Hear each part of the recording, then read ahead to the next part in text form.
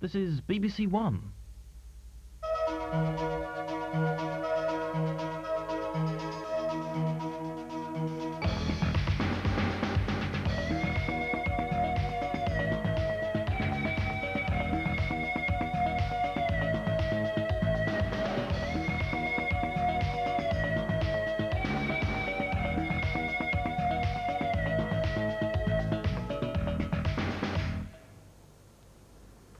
Hello there. Did you see all those guys and dolls at the Deaf Oscars yesterday on Sign On? It was great, wasn't it? Seems to be the time of year when awards are given out and all happening around the same time. So both See Here and Sign On agreed that it was important to show as many of these award ceremonies as possible.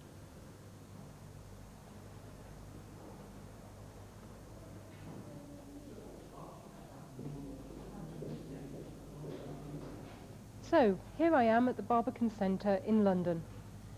It's a hive of communication where people come to enjoy the arts, the theatre, and so on. And tonight is the setting for the 1996 RNID's Communicator of the Year Awards. And some well-known deaf celebrities will be here, but more of that later. First, a celebration of a different kind.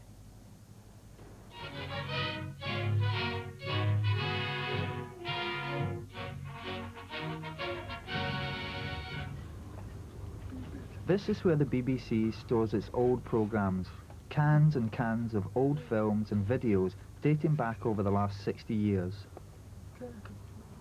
On the 2nd of November in 1936, the very first television programme was broadcast from Alexandra Palace in London.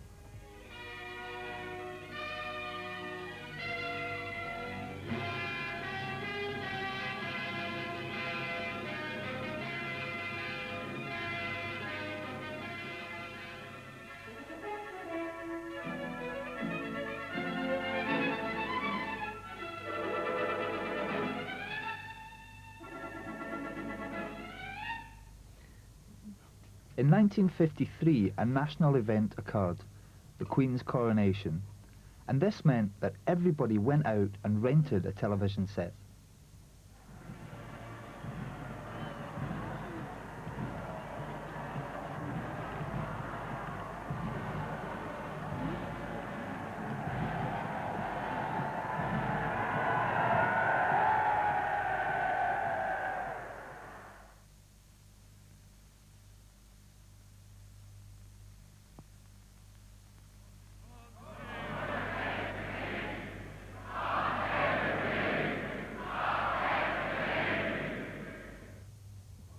But what was television like for deaf people?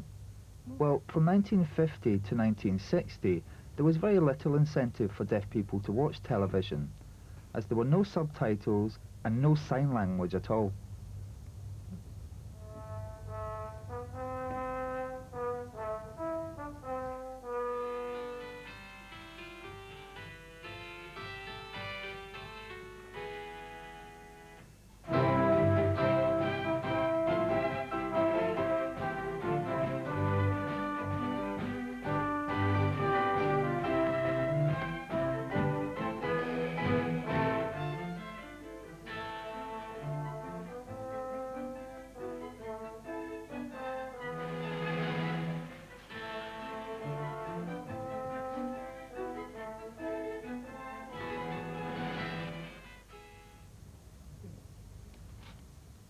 When the programme called for deaf children was taken off the air, it was replaced by Vision On in 1960. There was a goose who found a mirror, and she wasn't happy.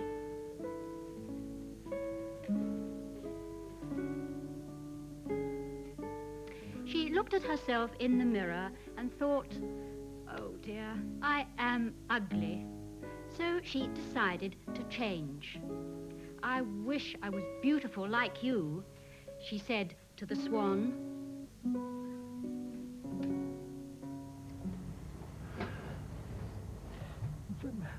Do you remember News Review? It began in 1964, and it was a summary of the weekly news with sign language and subtitles. We have a clip of the 200th programme of News Review.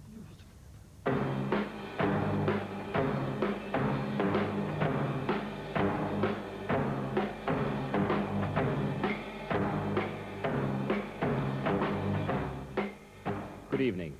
The Asian Immigrants Law is now in force. Royal assent was given on Friday despite many protests and an all-night sitting of the Lords.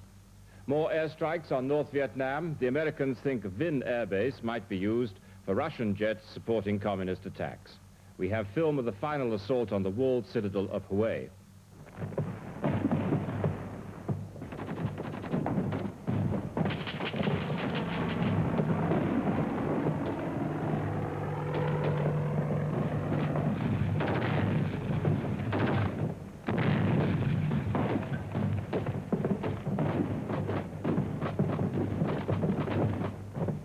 Now it's time for me to be joined by Ruth Leeds. Good evening. There's been a lot of arguments this week about the sex of a well-known TV cat, Arthur. He's the one who takes cat food from a tin with his paw. As you know, there's been a legal row about who owns him, but that's another story. One man claimed that Arthur is not a he, he's a she called Samantha. The other group insists that she's a he. It's all very confusing. It's much easier just to stick to numbers. Deaf people felt that there should be more on television for them. So in 1979, a campaign was launched and deaf people demanded to have a specific programme for them.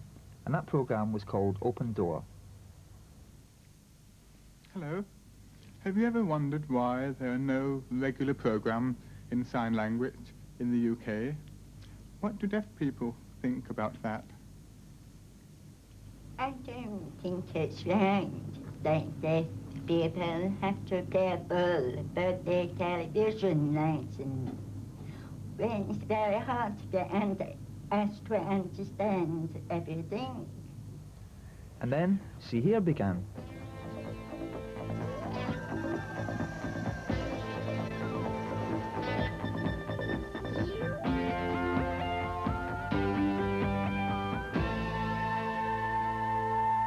Hello. If you've been watching television this week, you may have seen this on BBC. CFAX, the BBC's extra television service, available now. Constantly updated news. Sports results as they come in. There's help for the hard of hearing, including subtitles. Keep in touch with CFAX, part of the world of teletext, the latest in television technology. Another attraction of teletext is that on some programs on the normal television channels, a teletext set can let you see subtitles which ordinary televisions can't pick up. Only a few programs have subtitles at the moment, but the more people that have teletext sets, the more television will feel obliged to supply programs with subtitles. So what has television done for us? Has it made everybody into square-eyed couch potatoes? Well, for the deaf community, this is not the case. In fact, deaf children have had the opportunity to improve their English language by watching and reading subtitles.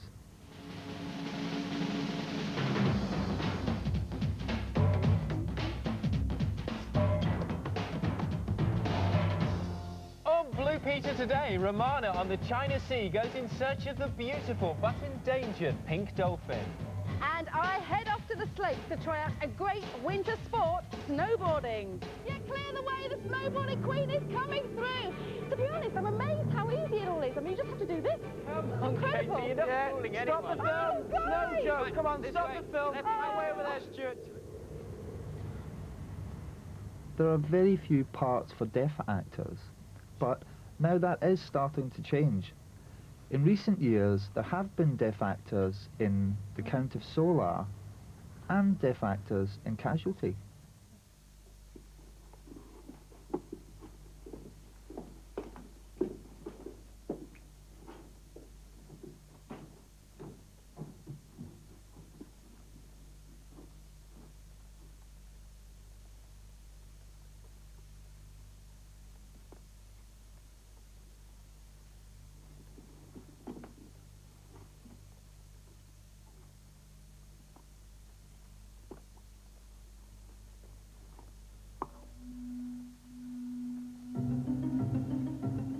Here you go. How are you, okay? Oh, but what? I'm okay. Your family all well? Oh, thank you. But what? Me too. Bye. Hopefully, with the introduction of the Broadcasting Act, deaf people will get greater access to television. And with the advent of digital television, it will be possible to have 2 different levels of subtitles. This means that we'll have the standard level and the more basic level. Also, we'll be able to have sign language as an optional feature via a split screen. So there'll be greater choice. The Broadcasting Act also states that 5% of television programmes will have to include sign language.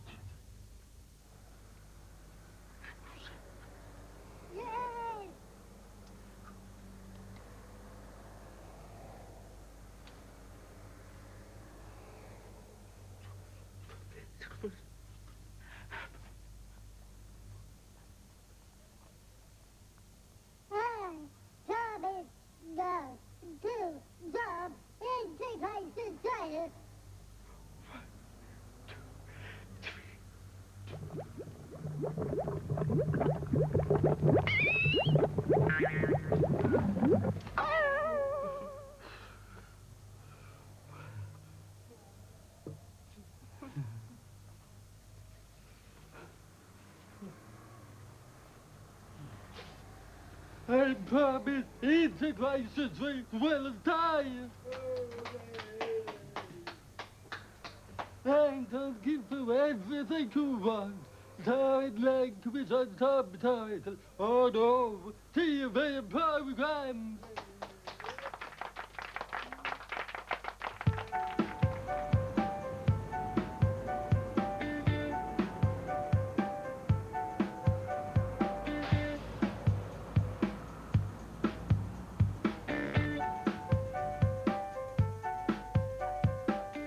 It's expected that by the year 2000, 1/3 of the population will not have to do what I'm doing now, queuing up in a bank.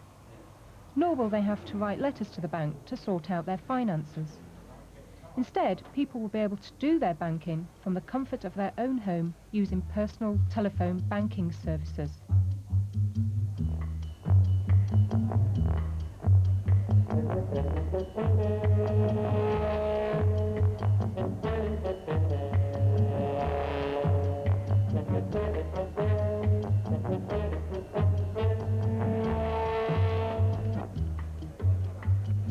The personal telephone banking services provided by First Direct are quite simple. They are, first of all, it's available any time, so it's a 24-hour service. The second thing is you can do it from anywhere. Hence, if you've got access to a telephone, you've got access to your banking. And once you've gone through on the telephone, you can do whatever you might want, from something as simple as a balance inquiry to something as complex as taking out a mortgage. That sounds interesting. Now I'm going to see if I can transform my life and from the comfort of my home arrange my finances. I'm going to try to call First Direct. They're the largest and most well-known bank that offer a telephone banking service.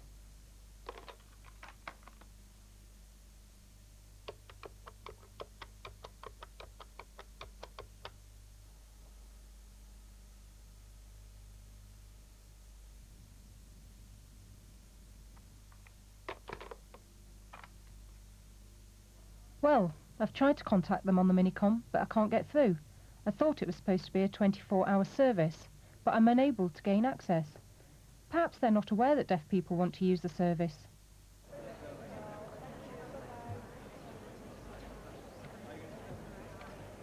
We currently get a small number of inquiries from hearing impaired people, and to give you some sort of feel for that, we currently get around 4 a month, and we're taking around 1 million calls every month, so it's quite a small number. Having said that, I would also stress that currently we don't have a service and we haven't promoted the service, and I would say there must be a market out there which we could stimulate once we do have something to offer people who have got impaired hearing. I know that an organisation ran a campaign called Louder Than Words. The aim of the campaign was to try to encourage and persuade companies like banks to give better access to deaf people like myself.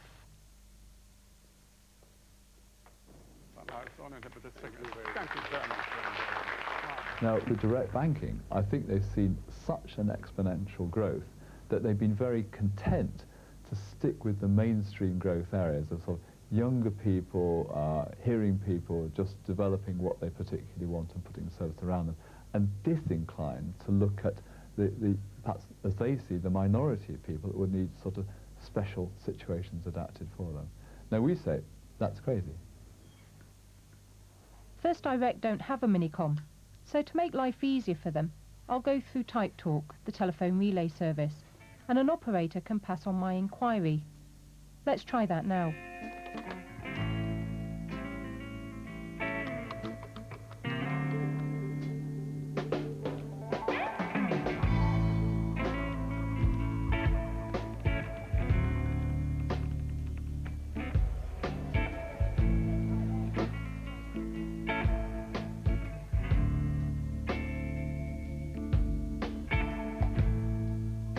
They're saying that they're going to have to get the manager now.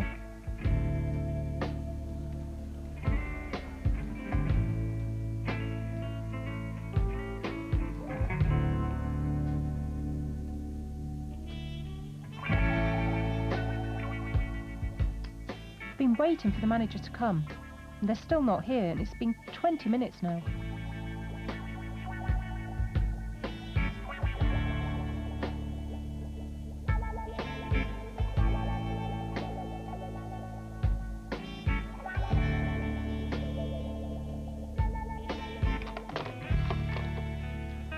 Again, the answer is no. Why won't First Direct use Type Talk? But the main concern about the use of Type Talk is the potential impact it has on security. And the simple reason for that is that currently our security systems provide for the customer being the only person who knows one key part of their security approach, which is the password. With Type Talk, somebody else, a third party, could build up an impression of what that password is and therefore access the customer's account. Hello, this is First Direct. May I take you through security? Thank you. From your postcode, could I have letter 3, please? And how much do you want to transfer? 300 exactly. Type Talk's got 360 operators. The chance of getting the same operator twice is like 1 in 60. So in order to build up the information package that's necessary, it's going to take an awful lot of calls, particularly as certainly with First Direct, you'd have a number of different security things, you know, memorable names, memorable dates, places, passwords and things. And even within them, like the password, you're never asked the whole password, you're only asked for little bits of it. The amount of time you'd need to give over to try and build up a pattern of knowledge, I would say is ridiculous to expect that anyone either would have the inclination or actually the physical possibility of doing this. In addition, the Type Talk operators have had to sign the Official Secrets Act, which means that they can't divulge information or use it for their own personal benefit. But there's another reason why the telephone service must be accessible to deaf people: the Disability Discrimination Act. The stage of our thinking in terms of providing a service for hearing impaired people is that we are committed to providing that service, and it will be sometime in 1997.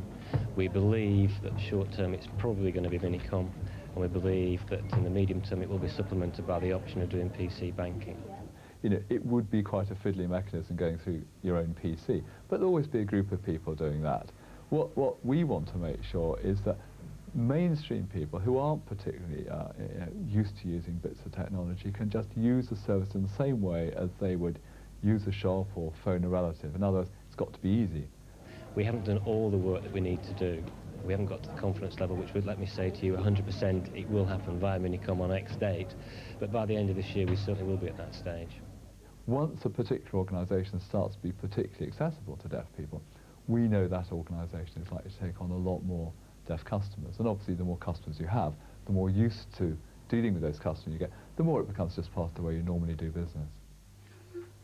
That's good news, that First Direct are starting to consider offering a service to deaf people who want to do their banking via Minicom. That's good, but I do feel that it should be happening now. Also, I feel that there should be a service available through Type Talk so that deaf people have got the choice. If you would like to use home banking, you need to go to your bank and demand the service. You have the right to the same service as anyone else. The Communicator of the Year awards celebrate communication at its best and in all of its facets. There are 3 awards being given tonight. First, the Louder Than Words Award recognizes outstanding achievement on the part of a company, making its services more accessible to deaf and hard of hearing people. The Deaf Impact Award honors someone who has made a significant contribution to the lives of deaf people. And of course, the Communicator of the Year award itself goes to a person who has been outstanding in getting a personal message across. We now come to the BBC's See Here Deaf Impact Award, which honours an individual's outstanding contribution to the lives of deaf and hard of hearing people. Here again, communication is a key issue. Some of the shortlisted candidates are deaf, others are hearing, but they all have shown the same commitment and energy in making the lives of others richer and giving them more opportunity through the use of effective communication. And the nominations for this prestigious award are as follows. Colin Ashmore, who's been the inspiration behind the creation of the first sign language video library in Europe. Dr. Roger Berry MP, who sponsored the Civil Rights Bill, which led to the introduction of the Disability Discrimination Act, and who has anyway been a tireless campaigner for the rights of deaf and hard of hearing people. John Hay, who has been a key figure in founding the British Deaf History Society and giving people an awareness of their cultural and their historic roots. David. And the winner is John Hay.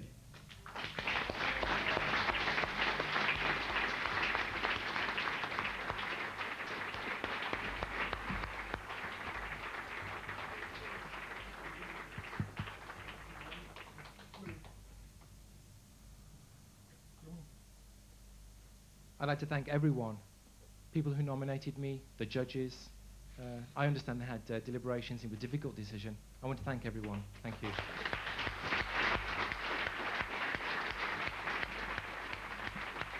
There have been 4 nominations for this award.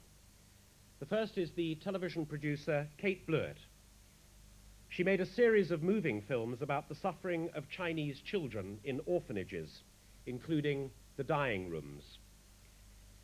The second nomination goes to Paul and Janet Betts, the parents of Leah Betts, who died after taking an ecstasy tablet on her 18th birthday. And the final nomination goes to actress Gwen Humble. Gwen suffered from breast cancer 5 years ago, and since then has been a key figure and volunteer for breast cancer care. She's helped to give the disease a more positive image, and she's recently been involved in the launch of Breast Cancer Care's Younger Women's Network, which gives support and information about the disease. David. And the winner is Kate Blewett.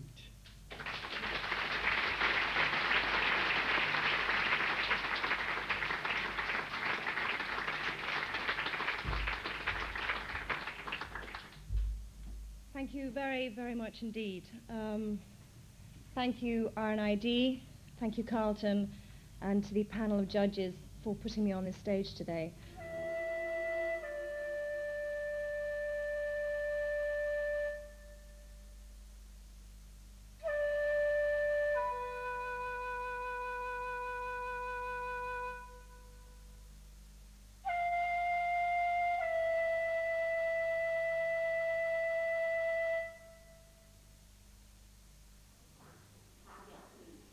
We were shown the orphanage's latest arrival, an abandoned baby girl, delivered by the police while we were in with the director. Here in front of us already was evidence that babies really are dumped on the street, like kittens in a sack. Very fine man. Kate? Fantastic. I can't believe that I've won Communicator of the Year. It's a great honour, and I shall put this somewhere very prominent. Congratulations, Kate, and thank you very much. Thank you. What's it like winning the award, John? Absolutely flabbergasted, because the other nominees for the award were so good, and you know, I was really surprised. And it's not just for me, it's for other deaf history societies and organisations. It's important, you know, that we uncover our past. Good. Can you tell us a little bit about your work with the History Society? Yeah, the British Deaf History Society started 3 years ago, and the aim was to organise workshops and publish booklets and restore things in special projects like memorial stones, to set up plaques and things like that. So luckily we managed to get some charity commission money last week, so you know, we've started to get a bit bigger. Well, good luck and congratulations. Thank you. Thanks, Jackie. Before we go, the Metropolitan Police have asked us to make a special signed appeal. They need your assistance. On 17th of September this year at 9 a.m, the body of Janice Field, a 37-year-old profoundly deaf woman, from the St. Thomas's Estate, Upper Tulse Hill, Southwest 2, was found at the rear of Bourke Close, off Kings Avenue, Southwest 4. She'd been strangled. In connection with this murder, police wish to trace 2 missing Abbey Link cards. One was in Janice's name, the other one in the name of Stephen Field. Do you know anything about the missing cards? The police need assistance in this investigation. Did you know Janice? Do you know her friends? Did you see Janice on Monday the 16th of September? If you know anything about the murder, then contact Tooting Police Station.